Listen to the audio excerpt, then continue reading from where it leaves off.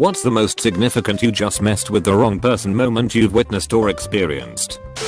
I work in a law office and regularly have to go file documents with the court. I have learned, from watching one interaction, not to fuck with the clerks at the filing window. A lot of people probably don't know / wouldn't believe how detailed the rules are for submitting documents to the court.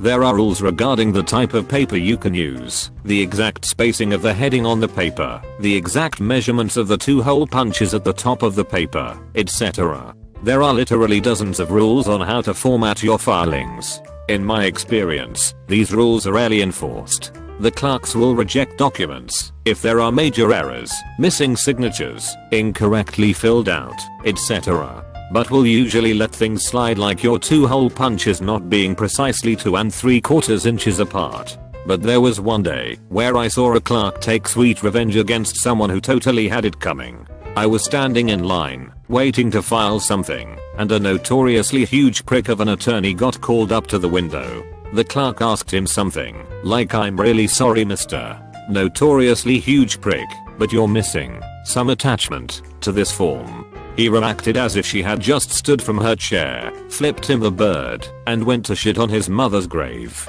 He starts yelling about how she didn't know what the fuck she was doing. A trained aide could do her job. He would be complaining to her supervisor, and on and on. He goes stomping away, and she looks much calmer than you would expect for someone who just got reamed out by this enormous douchebag. I get called up to her window and say something like, "I'm so sorry you had to deal with that." She replies, "It's fine. He's on my list now." I'm curious, so I ask what she means. Her response was fantastic. She says, "Mr. Notoriously huge prick handles a lot of family law cases. He'll be wanting to file things here, and his paperwork is bound to land on my desk. For people like him, I get out the formatting sections of the rules of court, and I make sure he's followed every one of them." She points to my filing and says, "Your 2-hole punches look off. You see how one is higher than the other? They are supposed to be a certain distance from the top of the page. I'm not going to reject yours, but next time he drops something off at the filing box, you better believe I'm going to bust out my ruler." I say how awesome that is, but once he sees the reason his document was rejected, he'll just have an assistant fix it, or whatever. She replies, "We don't have to tell him why it was rejected specifically, just that it violated some rule of formatting. He can figure that out for himself if he ever wants to have another document filed." She looked so happy. I lost it at a subway a while back. This story isn't about me losing it at a person myself, but I found someone who could and did. The subway I go to is inside a skating rink, and on this day it was flooded with newly pubescent boys thinking that treating people like absolute horseshit is how you act like a macho man. One girl behind the counter was near tears, and the other woman was trying to hold her own ground against a bunch of 13-year-olds. "It was you fucking bitch. I didn't fucking ask for mayo. Are you blind? For fuck's sake, that's not toasted enough. When I get a job, I'm gonna be making more than you." Just a taste of some of what I heard. So I went out to the lobby of the skating rink, found a woman nearby, and asked her if she was with the boys in subway, which she was, and then I told her to follow me. The look on the boys' faces when she let out her angered screech after listening to them was friggin' priceless. She made the boys pay for their own food. One boy didn't get to finish making his sandwich, wrap it up how it is, and he'll pay for it. And from what I gathered as she practically dragged them out of there was the boys who weren't her. She was going to speak to their parents, followed by strong protests as she told them to pack their crap as she was taking them home early. I left the girls at Subway a nice tip, and they gave me a cookie. Never fuck with an angry mom. This crazy guy frequented the convenience store where I used to work. He would come in and put $2 worth of fuel in his car 3 or 4 times a day because the N*** steal my gas, he'd say. If there was a black person in the store, he'd yell and swear at them, call them names, and tell them to stop following him. Well, one day he started on this short skinny guy who ignored him at first. Crazy guy keeps on and skinny guy finally smirks and says something like, "Are you talking to me, brother?" At which point crazy guy, who I should add, was also a large guy, turns around and pushes the guy. The little guy then proceeded to knock the crazy guy on his ass, drag him outside, and beat the living shit out of him before the cops came. Edit. For those of you wondering what happened next, both guys got arrested. I had to close the store long enough to make a statement and a copy of the surveillance video for the police. I was the only employee on duty at the time. I never saw either one of them again. A few weeks later, the crazy guy called the store to try to find out what happened to his vehicle. He was surprisingly polite and easy to deal with. Maybe getting arrested resulted in him getting some kind of help. I don't know. He never came back to the store that I know of. For those of you wondering why the guy wasn't banned from the store, or why we didn't do this or that to prevent the situation, the guy was asked to leave and not come back. He either didn't understand or wouldn't listen.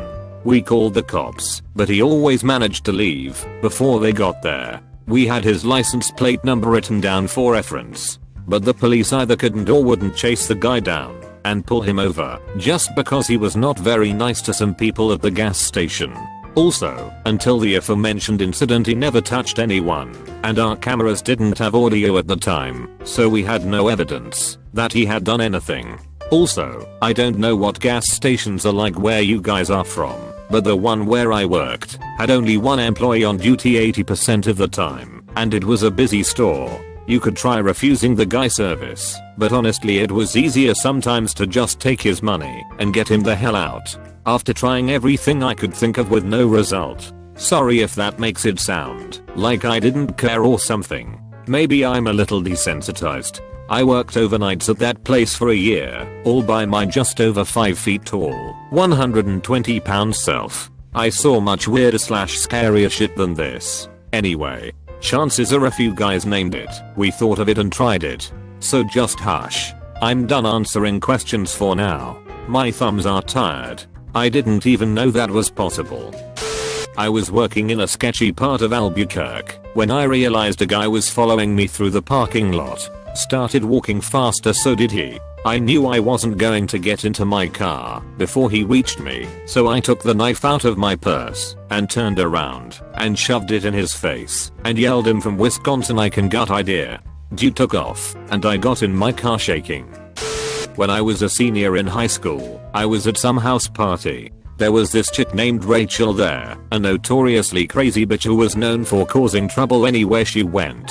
She was also a pretty big girl, maybe 5'9", broad shoulders. Anyway, out of nowhere she just starts screaming at another girl, Sarah, a shorter, skinny thing, who was seriously on the other side of the room doing absolutely nothing. Rachel gets up in her face, starts cursing her out, pushing her multiple times, obviously just trying to start shit for the hell of it.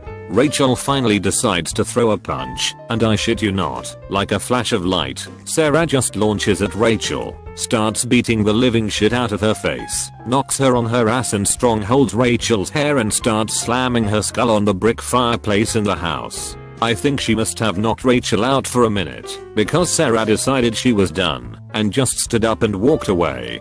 Turns out Sarah's older sister was a competitive female boxer, and showed her a thing or two about fighting.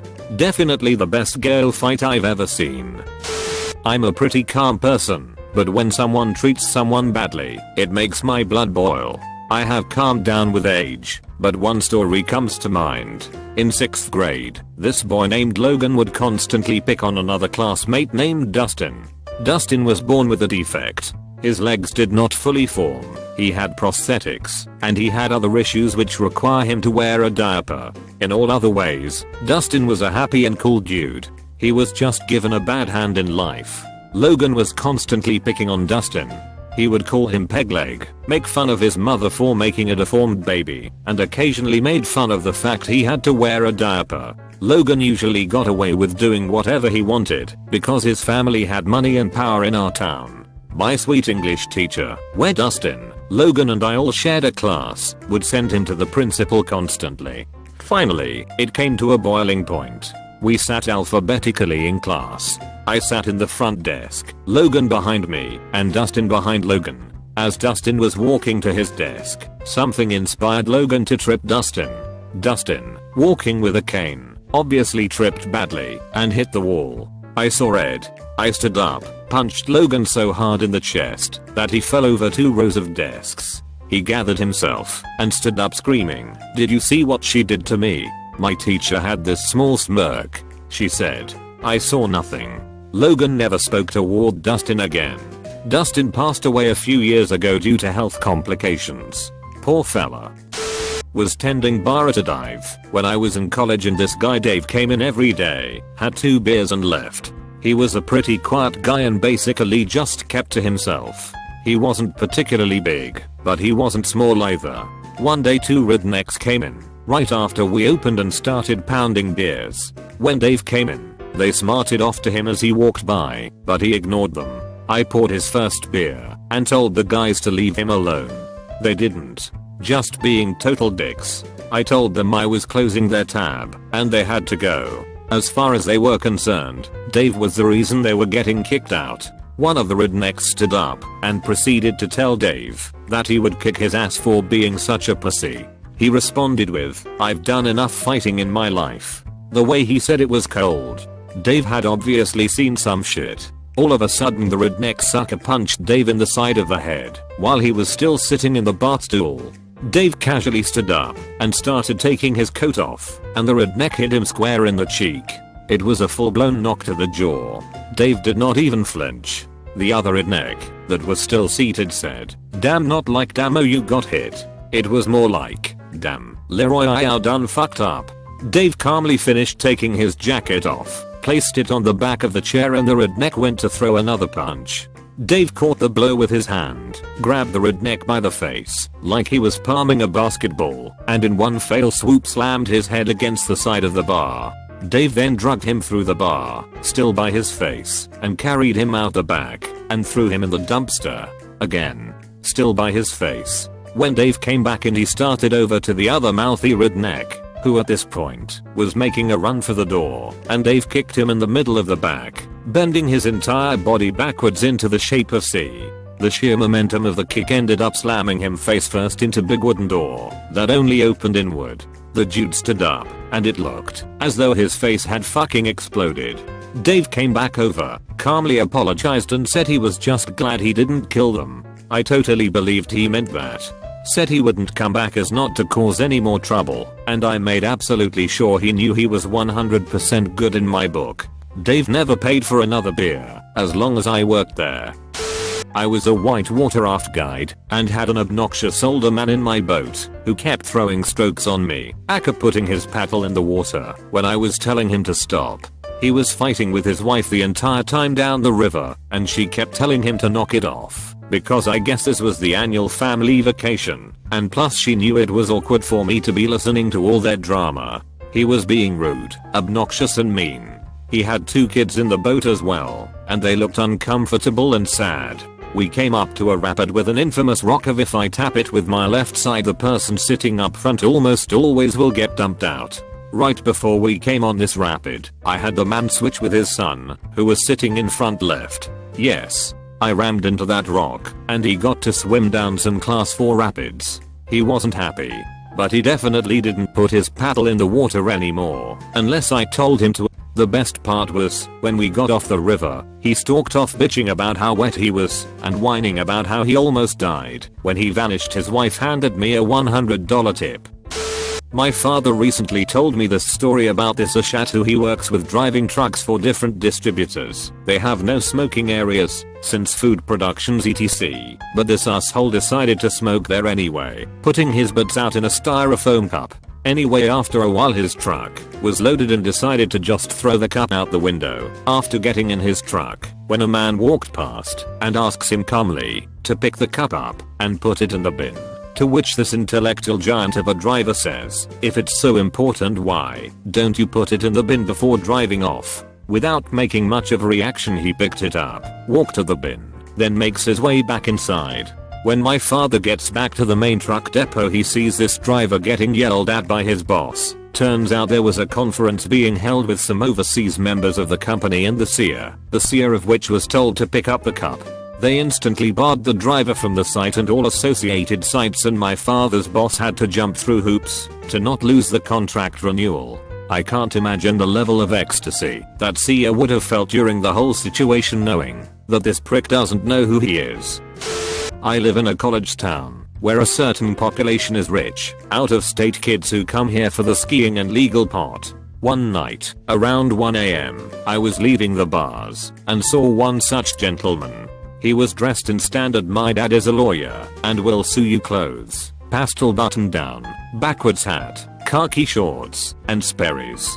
He was also very drunk. He was being a general inebriated nuisance as he walked towards his car. He walked into a middle-aged, slightly pudgy guy wearing jeans and a black shirt. The young guy started throwing obscenities at the middle-aged guy, just being an ass. As the young guy turned to get into his brand new Audi A4, the older gentleman said, "You aren't planning on driving, are you?" A young guy stopped, collected his thoughts, and then turned to sass the older gentleman. "I drive better drunk while getting head than you ever could." The old guy said something about he would recommend not doing that, and young guy shouted back. By this point, young guy is screaming and threw the drink he was carrying. At this time, I realized that there were a couple other guys with the old guy, also nondescript, also bald, also wearing jeans. You know, kinda would look good in aviators. Kinda got mustaches. Kinda got that cop feel to 'em. So then, as the young guy throws his drink and hits one of them, one of the plainclothes police officers pulls out his taser and tases the shit out of the young guy. I mean, more than is necessary. He goes down, screaming, while his brothers and prostitute girlfriend watch. His buddies consider getting involved, then back off when the police identify themselves. Remember how he was wearing khakis? Yep, big brown patch in the middle when he got arrested. So good.